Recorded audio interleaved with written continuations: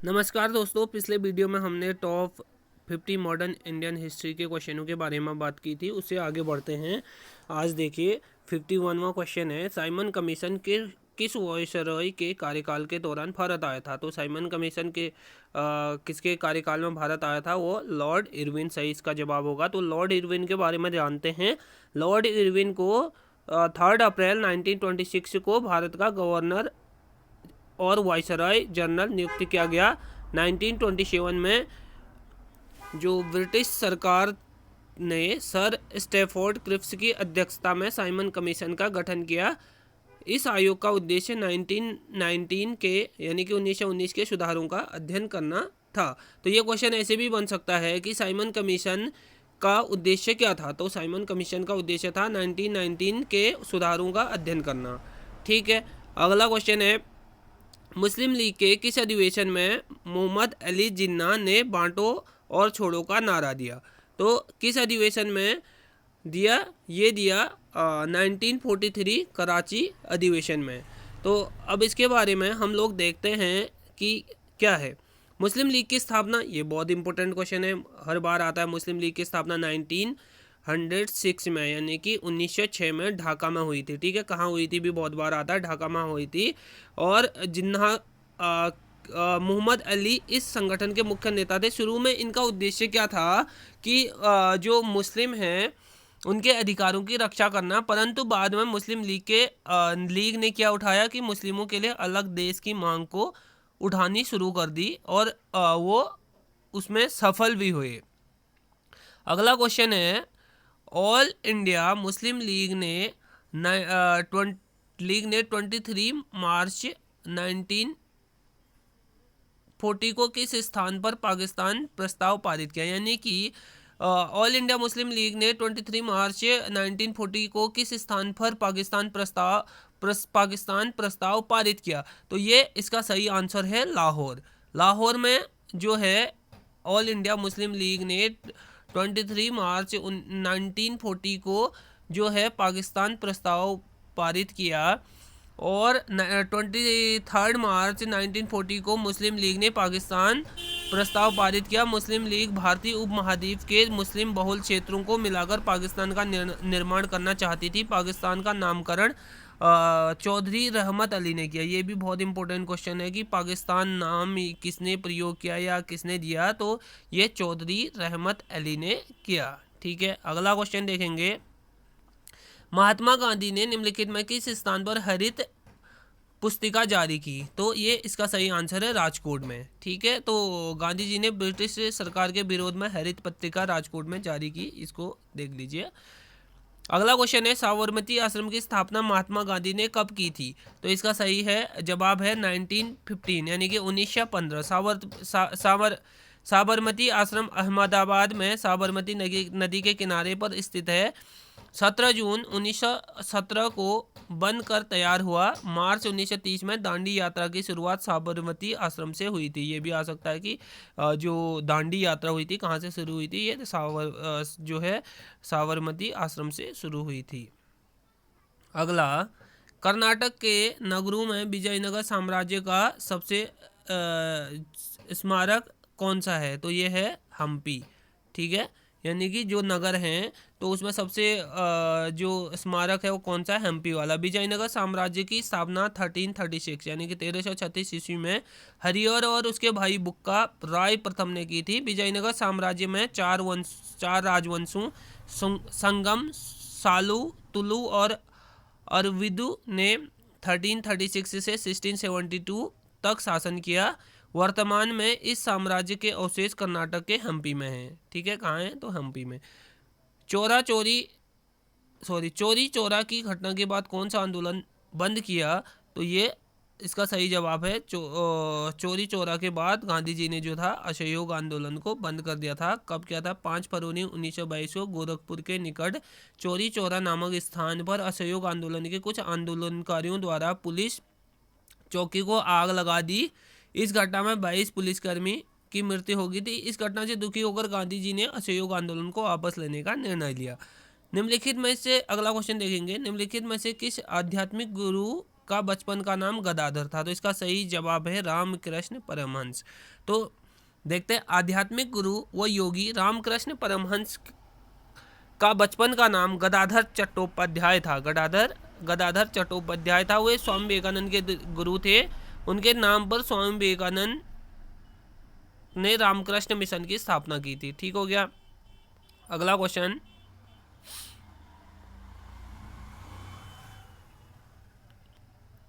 महात्मा गांधी ने कांग्रेस के किस अधिवेशन में एक बार अध्यक्षता की? इसका सही आंसर है बेलगाम में, 1924। महात्मा गांधी ने 1924 में कांग्रेस के बेलगाम अधिवेशन में कांग्रेस के अध्यक्ष बने। वे केवल एक बार ही भारतीय राष्ट्रीय कांग्रेस के अध्यक्ष बने हैं। तो ये बहुत इंपॉर्टेंट क्वेश्चन है, ये बहुत एग्जाम में पूछा जाता है और पहले भी बहुत सारे एग्जाम में आया हुआ है। ठीक है। जहांगीर निम्नलिखित में से किसे इंग्लिश खान कहता था? तो इसका सही जवाब है विलियम हॉकिंस। विलियम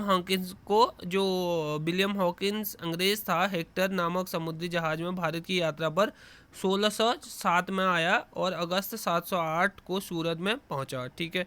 तो इसको जो जहांगीर था वो क्या बोलता था? इंग्लिश खान कहता था।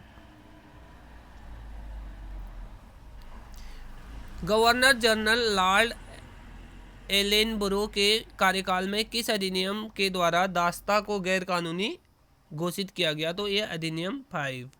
गवर्नर जनरल लॉर्ड एलेनबरो के कार्यकाल के दौरान 1843 कब किया गया? 1843 में अधिनियम 5 को पारित किया गया। इस अधिनियम के द्वारा दास्ता को गैर कानूनी घोषित किया गया। बहुत इंपॉर्टेंट क्वेश्चन है, कब? 1843। ठीक है। 1861 में इंडियन मिरर समाचार पत्र का संपादन और प्रकाशन किसने किया? तो इसका सही जवाब है मनमोहन घोष और देवेंद्रनाथ टैगोर। इंडियन मिरर समाचार पत्र की स्थापना कब हुई थी? 1861 में मनमोहन घोष और देवेंद्रनाथ टैगोर ने कलकत्ता में की गई थी। तो इसको याद रखेंगे। राष्ट्रीय विकास परिषद की स्थापना कब की गई थी? तो ये 29 अगस्त 1960 में राष्ट्रीय विकास परिषद की स्थापना कब की गई थी? 6 अगस्त 1952 को की गई थी, क्योंकि राष्ट्रीय विकास परिषद की स्थापना 6 अगस्त 1952 को की गई थी। प्रधानमंत्री द्वारा इसकी अध्यक्षता की जाती है। ठीक है। और सेम इसी प्रकार योजना आयोग का भी था। इंडियन नेशनल एसोसिएशन की स्थापना कलकत्ता में किसने की? तो ये सुरेंद्रनाथ बनर्जी ने की थी। ठीक है। इसके बारे में देखते थोड़ा। सुरेंद्रनाथ टैगोर 26 जुलाई 1876 को आनंद मोहन बोस के साथ मिलकर कलकत्ता में इंडियन नेशनल एसोसिएशन की स्थापना की। 1885 में इस संगठन का विलय कांग्रेस में हो गया, यानी कि कांग्रेस की स्थापना भी कब हुई थी? 1885 में A.O. ह्यूम के द्वारा की गई थी। तो उसमें ये जो है इसका विलय कर दिया गया। राष्ट्रीय विकास परिषद की स्थापना कब की गई? तो ये 6 अगस्त 1952, ये याद रखेंगे। राष्ट्रीय विकास परिषद की स्थापना 6 अगस्त 1952 को की गई। इसकी अध्यक्षता प्रधानमंत्री द्वारा की जाती है। ऊपर आ गया क्वेश्चन। अगला, आनंद मठ के लेखक कौन है? तो आनंद मठ के लेखक हैं कौन? बंकिम चंद्र चटर्जी आनंद मठ के लेखक हैं। तो आनंद मठ उपन्यास की रचना बंकिम चंद्र चटर्जी ने 1852 में की थी। भारत का राष्ट्रीय गीत वंदे मातरम इस उपन्यास से लिया गया है। यह उपन्यास 1700 के दौरान सन्यासी विद्रोह पर आधारित है, यानी कि सन्यासियों के विद्रोह पर आधारित ये उपन्यास था। उसमें से जो है जो वंदे मातरम है वो लिया गया है।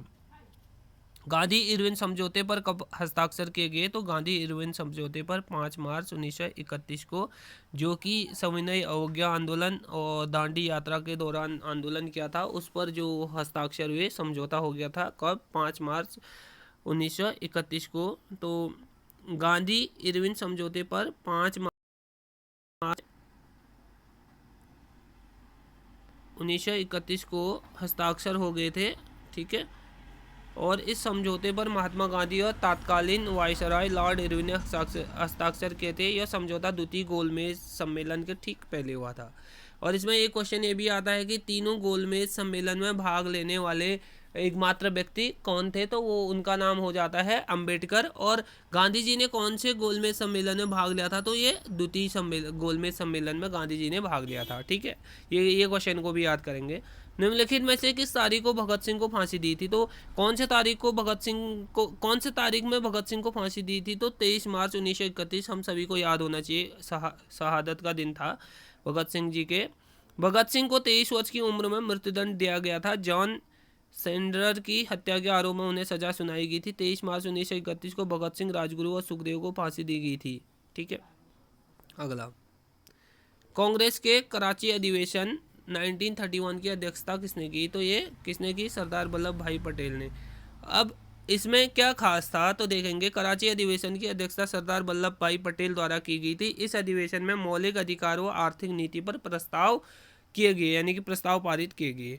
अगला क्वेश्चन है 1916 यानी कि 1916 में होम रूल आंदोलन किसके द्वारा चलाया गया था, तो एनी बेसेंट के द्वारा चलाया गया था। एनी बेसेंट ने 1916 में बाल गंगाधर तिलक के साथ होम रूल आंदोलन की शुरुआत की।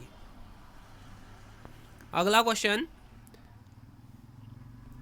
10 अप्रैल 1917 को चंपारण सत्याग्रह में गांधी जी के साथ कौन शामिल हुए, तो राजेंद्र प्रसाद हुए थे। ठीक है, महात्मा गांधी 10 अप्रैल 1917 को चंपारण पहुंचे। उनके साथ ब्रिज किशोर प्रसाद, राजेंद्र प्रसाद, अनुग्रह नारायण सिन्हा और जेपी कृपलानी थे। ये भी बहुत बार क्वेश्चन पूछा जाता है कि कौन कौन लोग शामिल थे, तो ये हमको याद होना चाहिए कि गांधी जी के साथ कौन कौन थे। ब्रिज किशोर प्रसाद, राजेंद्र प्रसाद, अनुग्रह नारायण सिन्हा और जेपी कृपलानी।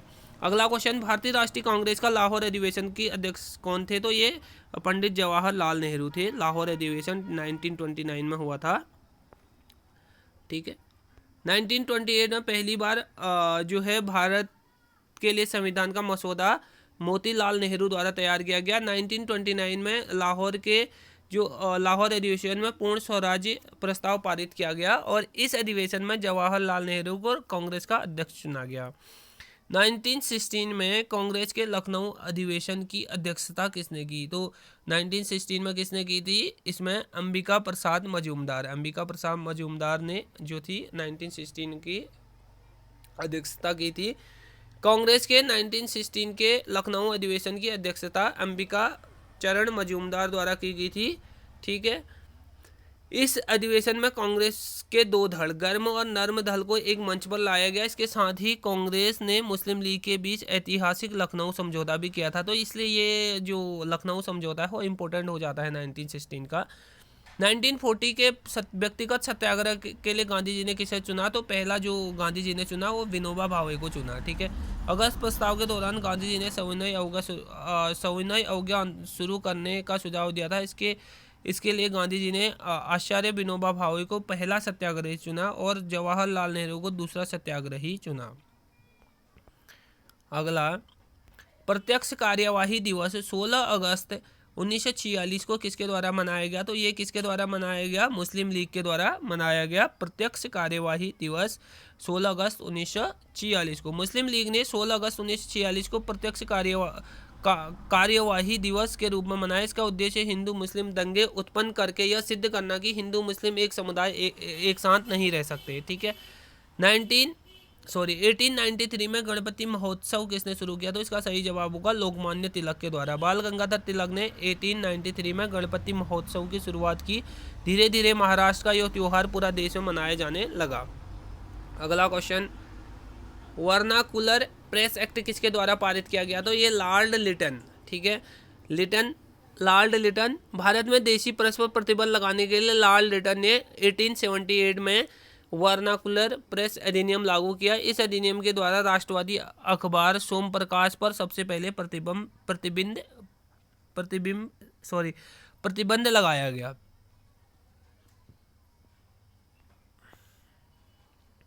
1907 में कांग्रेस के सूरत अधिवेशन की अध्यक्षता किसने की थी, तो ये रास बिहारी बोस ने। तो इस अधिवेशन की विशेषता क्या थी, तो रास बिहारी बोस ने कांग्रेस के सूरत अधिवेशन की अध्यक्षता की। इस अधिवेशन में कांग्रेस का विभाजन गर्म दल और नरम दल में हो गया था। ठीक है, तो ये इम्पोर्टेंट हैं ये चीज़ें।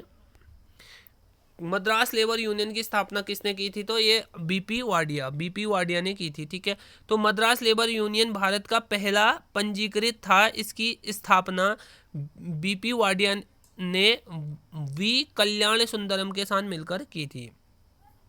भारत का पहला पंजीकृत ट्रेड यूनियन कौन सा है? जैसे कि ऊपर देखा था, मद्रास लेबर यूनियन। ठीक है, तो कब की थी? 1918 में, 1918 में। यहाँ पे देखेंगे, इंपॉर्टेंट है, 1918 में जो बीपी वाडिया और कल्याण सुंदरम के साथ मिलके जो था इसकी स्थापना की थी।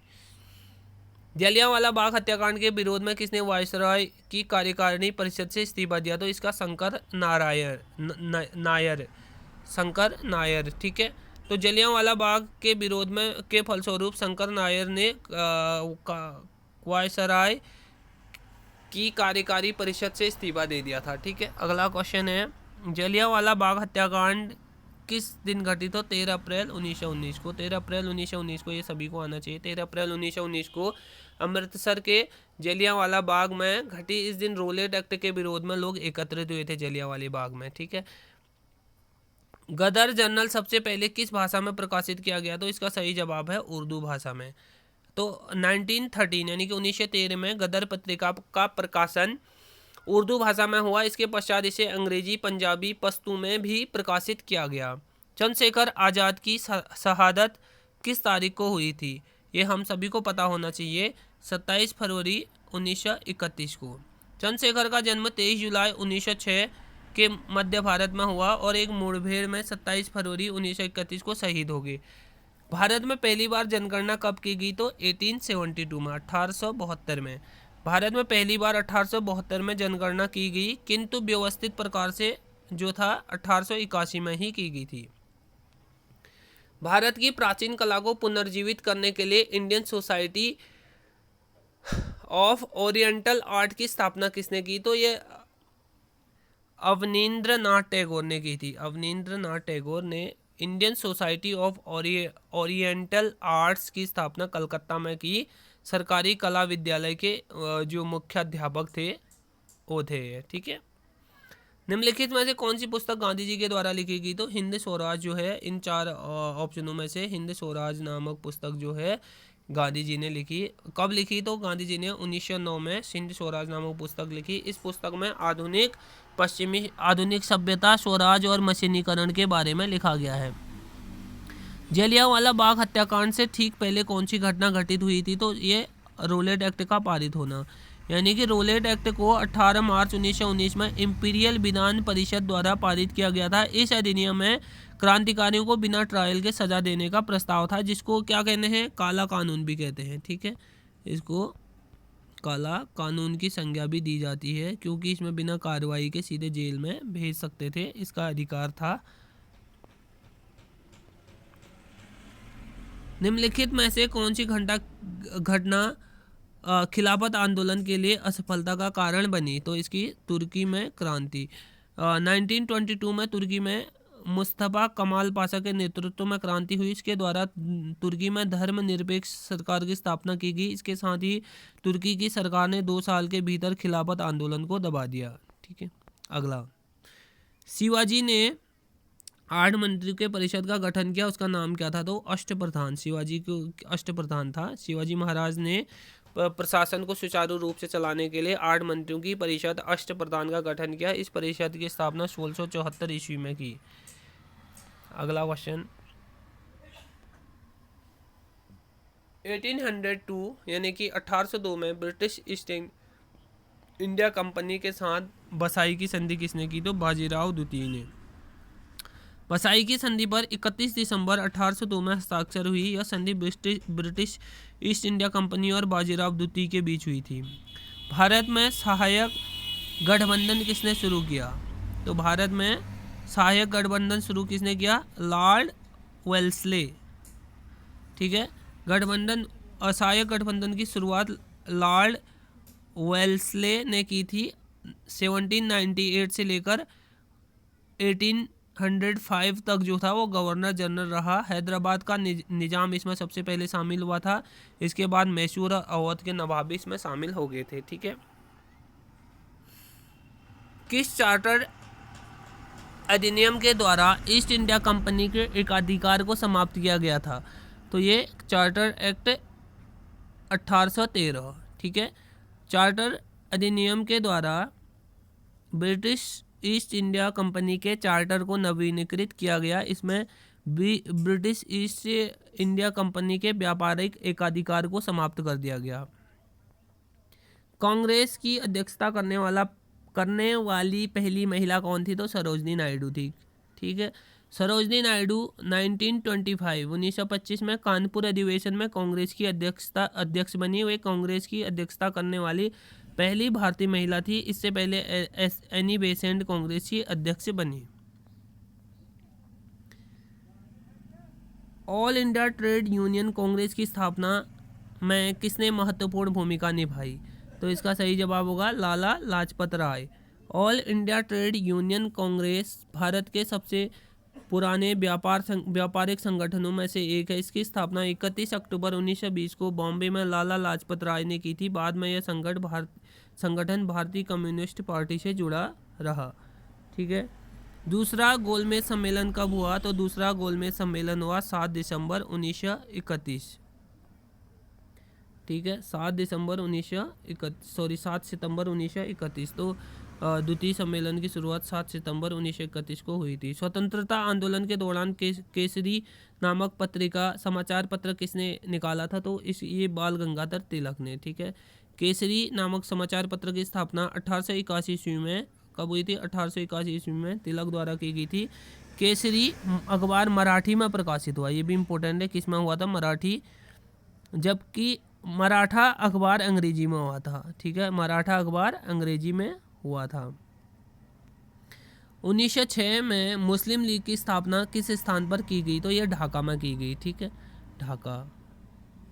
ऑल इंडिया मुस्लिम लीग की स्थापना 1906 में ढाका में की गई। यह अलीगढ़ आंदोलन से उभर कर आई थी। इसका मुख्य उद्देश्य मुस्लिमों के अधिकारों की रक्षा करना था। 1924-25 के वेकोम सत्याग्रह में किसने महत्वपूर्ण भूमिका निभाई थी? तो ये केलापन। यह सत्याग्रह त्रावणकोर में छुआछूत के विरुद्ध हुआ था। गुरुवायूर इस आंदोलन के मुख्य नेता थे। उन्होंने गांधी जी की प्रार्थना पर अनशन समाप्त किया। ठीक है, अगला क्वेश्चन। 1867 में नवगोपाल मिश्रा ने हिंदू मेला की शुरुआत किस स्थान पर की? ये कलकत्ता में। ठीक है, हिंदू मेला की शुरुआत 1867 में कब हुई थी? 1867 में कलकत्ता में नवगोपाल मिश्रा ने की थी। इसे चैत मेला भी कहा जाता है। यह राजनारायण बसु, द्विजेंद्रनाथ टैगोर, नवगोपाल मिश्रा के संयुक्त प्रयास का परिणाम था। तो दोस्तों, इस प्रकार से जो मॉडर्न इंडिया के उसके हमारे 100 क्वेश्चन पूरे हो गए हैं। उम्मीद करता हूं कि इन क्वेश्चनों में आने वाले एग्जामों में ज़रूर अधिक से अधिक क्वेश्चन मिलेंगे। धन्यवाद।